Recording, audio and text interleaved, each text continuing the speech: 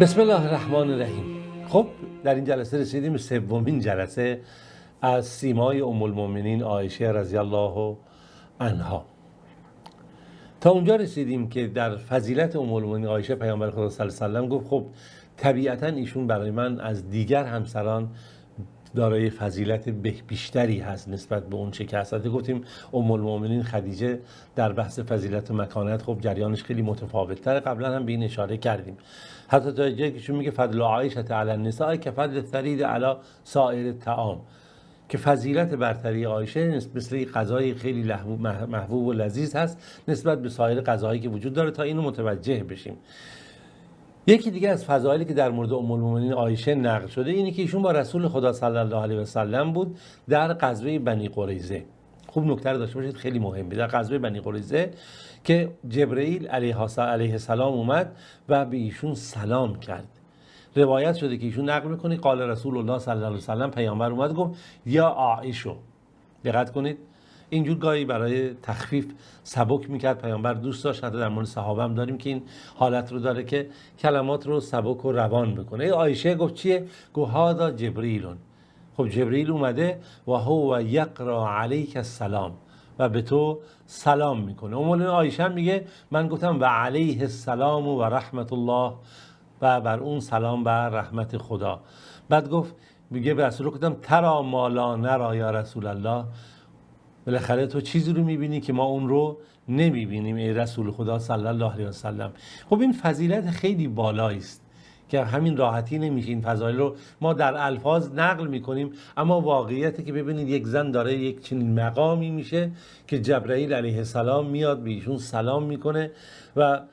پیامبر خدا صلی الله علیه و سلم این خبر رو میده. و این منزلتی نیست که به همین سادگی بشه ما از اینها بگیم، یا مثلا حتی از آیات قرآن یا موارد دیگه که تا به حال نقل شده. اما نگاهی میکنیم به تصویر ایشون از میدان جهاد و مبارزه، اون چیزی که پیامبر خدا صلی الله علیه و سلم هست در میدان جهاد هم گفتیم همسران خودش رو گاهی با خودش یعنی همراه میبرد، به تناسب قرعه کشی بود که بالاخره صورت میگرفت. اما در جای دیگه ام المؤمنین عایشه مثل سایر زنان مسلمان بدون اینکه هیچ وجه تفاوتی داشته باشه در میدان جهاد شرکت میکردن. ایشون برای مجاهدان آب میبردن، زخمی ها آب میبردن، زخمی ها رو بالاخره مداوا میکردن، غذا براشون فراهم میکردن، و ایشون هم نقش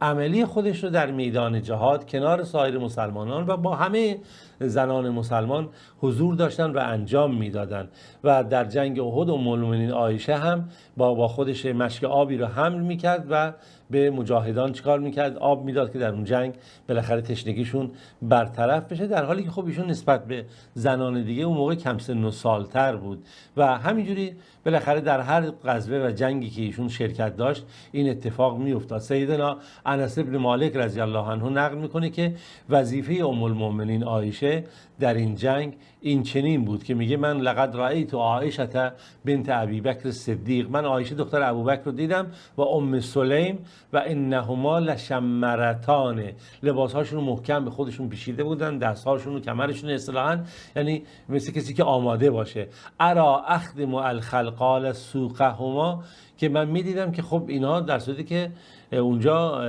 کمک میکردن به مردم در اون شرایط و تنقلان القرب علی متونهما، و این مشک آب رو اینها بر پشت هاشون حمل میکردن، ثم تفرقانه فی افواههم، اینها آب رو میدادن به دهان مجاهدان مسلمانان میکردن، باز دوباره میرفتن مشک و آب میکردن و میومدن همچنین به مردم آب میدادن، یعنی مثل کسی که آب میکشه آب میاره. و این نقش نگاه این ام المؤمنین عایشه و سایر زنان مسلمان و ببینید ام المؤمنین خب همسر پیامبر، همسر جوان پیامبر رو میبینیم که در میدان جهاد حضور داره و عملا در این صحنه حاضر هست و میبینیم که مثل یک خدمتکار داره آب میاره و آب رو چیکار میکنه؟ به مجاهدان میده، تشنگیشون برطرف بشه و بر دوش خودشون حمل میکنه. و در غزوه خندق هم ام المؤمنین عایشه شجاعت نادر و ویژه‌ای رو از خودشون به نمایش جا گذاشته، تا جایی که سیدنا عمر رضی الله عنه نقل میکنه که وقتی میبینه اینکه چگونه در صفوف مجاهدان میاد ام المؤمنین عایشه و میاد میره تعجب میکنه. حالا ایشون خود ام المؤمنین نقل میکنه، میگه خرجت یوم الخندق اقف علی الناس، من روز خندق میومدم تا آگاه بشم از حال مسلمانان فسمعت وعید الارض ورایش، پشت سرم شنیدم این صدایی داره میاد، فاذا انا بسعد ابن معاذ و معه ابن اخیه الحارث ابن اوس یحمل مجنتا، که اونجا اشاره میکنه در داستان قبلی هم چند داستان قبل هم گفتیم، در داستان میگه سعد ابن معاذ رو دیدم و که برادرش داشت میومد حارث، که اینها بالاخره سپری داشتن و لباس جنگی داشتن، میگه من روی زمین نشستم که طوری که بالاخره خب میدان جنگ بود و بالاخره شب بود اینا، فمر سعد عبور کرد و علیه درع من حدید، یک لباسی داشت بالاخره آهنی داشت، قد خرج منه اطرافه، ولی دستاش از این لباس بیرون بودن، کاملا بدنش در این لباس زره حفاظت نشده و فانا اتخوف علی اطراف السعد، من همونجا احساس خطر میکردم که این دستها که از این زره بیرونه در این میدان جنگ که بالاخره تیراندازی و شمشیر است، براش احساس خطر میکردم، چرا که اون هم قدش نسبت به دیگران بلند بود و هم تنومندتر بود، کاملا به چشم میخورد و من دیدم که سعد بن معاذ داره میره و رجز میخونه. رجز خونه اون شعرهای حماسی است که در زمان جنگ خونده میشه و ایشون میگفت که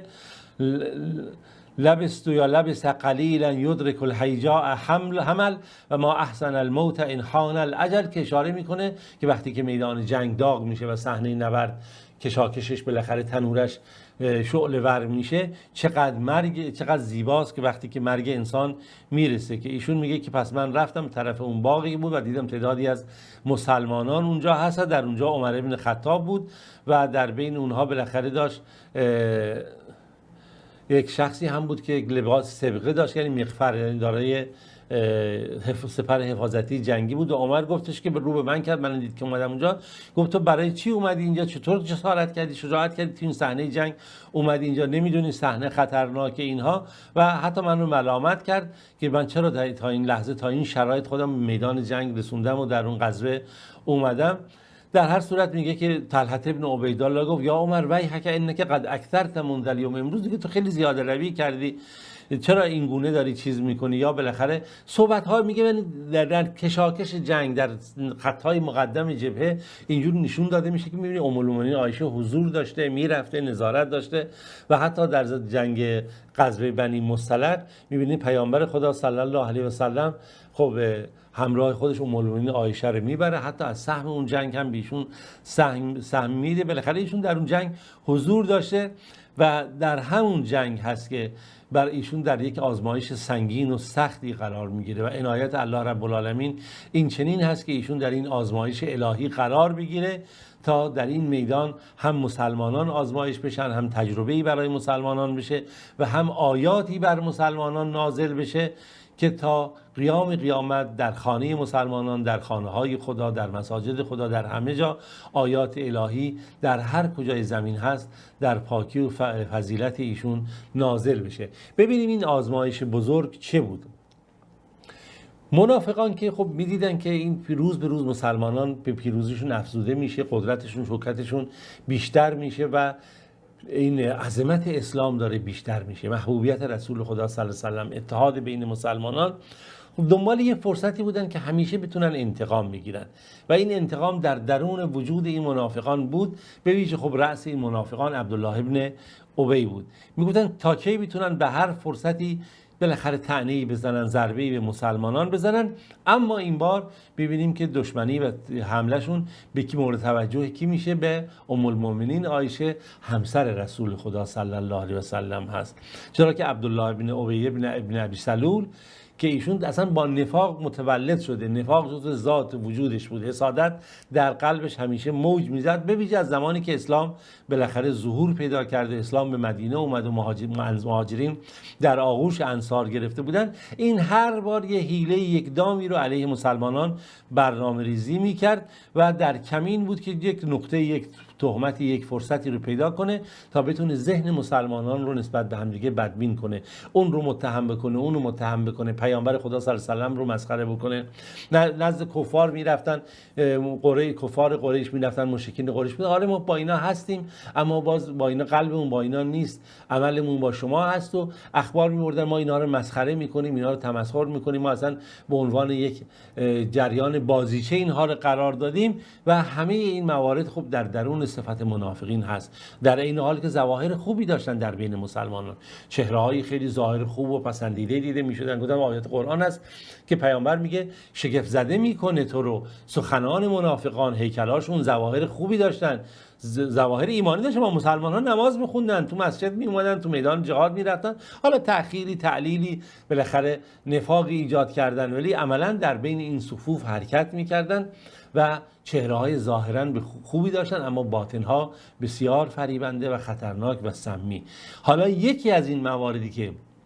منافقان روش برنامه ریزی کردن، به شدت علیه مسلمانان روش کار کردن، تهمتی بود که نسبت به ام المؤمنین عایشه برنامه ریزی کردن که اون هم برمیگرده به داستان معروف افک. در اون داستانی که ام المؤمنین عایشه مورد یک آزمایش الهی بزرگ قرار میگیره تحت برنامه ریزی که منافقین به سلاح خودشون انجام دادن، فتنه بسیار بزرگ، آزمایش بسیار خطرناک که نه تنها پیامبر خدا صلی الله علیه وسلم، نه تنها ام المؤمنین عایشه، خانواده ایشون، کل امت اسلامی در اون زمان، یاران رسول خدا صلی الله علیه وسلم، تحت تأثیر این فتنه قرار گرفتن. میشه گفت جامعه مسلمانان در مدینه چنان تحت تأثیر این فتنه و تهمت قرار گرفت که نمیشه به راحتی از این مسئله گذشت، چرا که یک از نکات حساس هست. اینجاست که میبینیم آیات الهی در این مورد نازل شده. با توجه به اینکه وقت امروزون تموم شد، ادامه داستان رو میذاریم برای جلسه بعد. تا فرصت دیگه، خدایا رو نگهدارتون باشه.